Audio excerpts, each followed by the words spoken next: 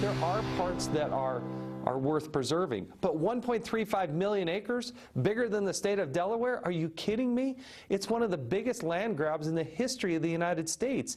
And it was done, this midnight monument, in the waning hours of the Obama administration. I just hope and pray that Donald Trump, the president-elect himself, on day one will take this thing down. It's just so fundamentally flawed at every level. We are back with our panel to talk about a couple of national monument designations the president made. And Utah officials and others out west have been negotiating over this for years and have been warning and asking the president not to do it on his way out. 1.35 million acres in one, and the other one, I believe, is around 300,000 acres. And a little bit of a development today that when I think it was the White House tweeted out about it, they used the wrong picture.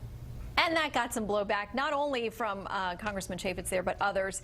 Chaffetz said something to the effect of, White House pick is arches, not monuments. Couldn't find a pic of bear's ears and doesn't even know where it is. Hashtag worst president ever. Thanks. Charles, they're not happy in Utah tonight. Well, look, you have to ask yourself, if this is such a great idea, then why didn't he just nationalize all of Nevada and all of Utah?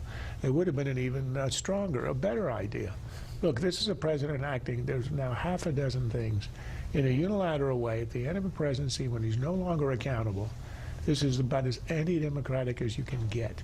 You were in office for 8 years, you ran twice, you got your mandates, and on all of these issues, you could go back to the settlement vote, you can go back to the Arctic, shutting the Arctic and the Atlantic, Guantanamo, releasing the next to last handful.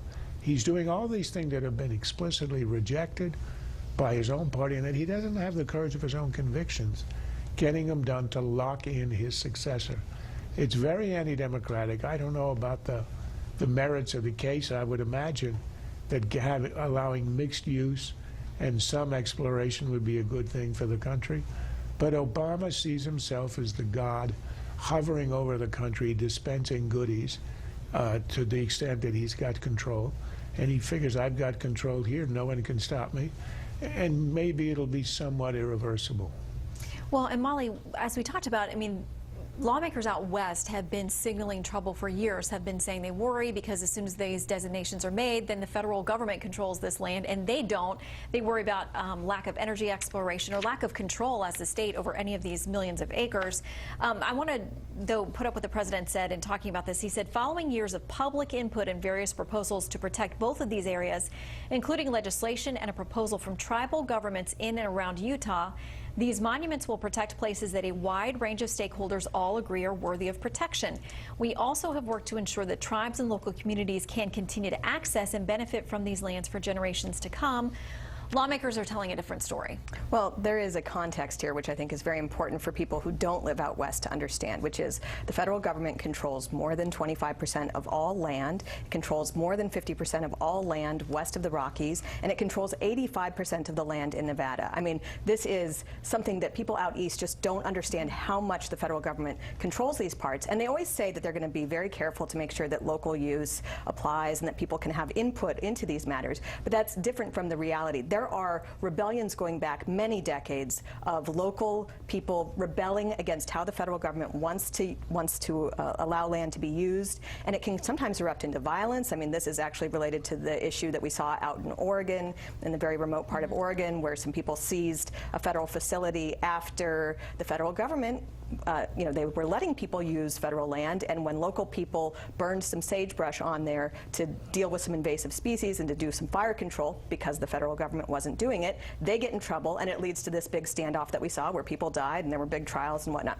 This is a huge issue, and just because people are consulted doesn't mean that everyone's going to be happy, but there is no theory of constitutional governance that empowers one man to just unilaterally take this land without so much as a congressional vote. Although the question of whether it's reversible, which Congressman Chaffetz raised and Charles also raised, that's really questionable because he is using this executive power under something called the Antiquities Act. He's used it 29 times so far, more than any president other than Franklin D. Roosevelt. And may use it a couple more times before the inauguration. There are court decisions that suggest that while the president has the power to designate monuments under this act, they may not have the power to undesignate monuments under it. So once done, this may very well be, and probably is, permanent. And Steve, but we have Senator Lee also talking about trying to undo it, and this won't stand, obviously exploring his options.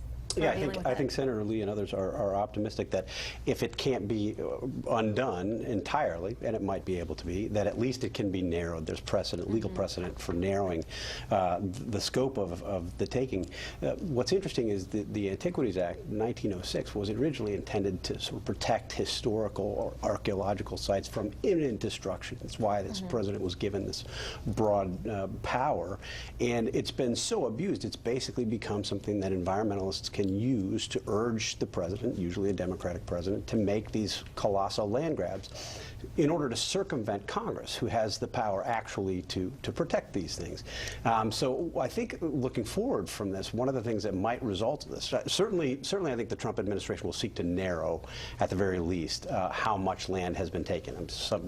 Depending on who you talk to, you could protect Bears Ears with several hundred acres, not 1.3 million acres.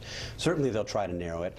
They might try to undo this, but I think it's raised the profile of this Antiquities Act in such a way that a Republican Congress with a Republican president will certainly be looking to prevent future presidents from doing these kinds of land confiscations. Well, and Charles, I believe it was the Utah Attorney General who's already said they're planning a lawsuit, so maybe that's how this Antiquities Act is initially challenged.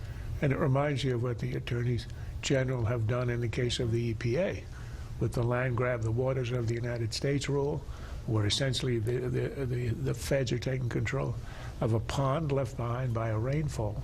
And what it does is it's kind of liberal overreach, starting with EPA, Obamacare, you can look anywhere you want. It's created a backlash that has now been growing. And I think in the end it can undo more than just what Obama did.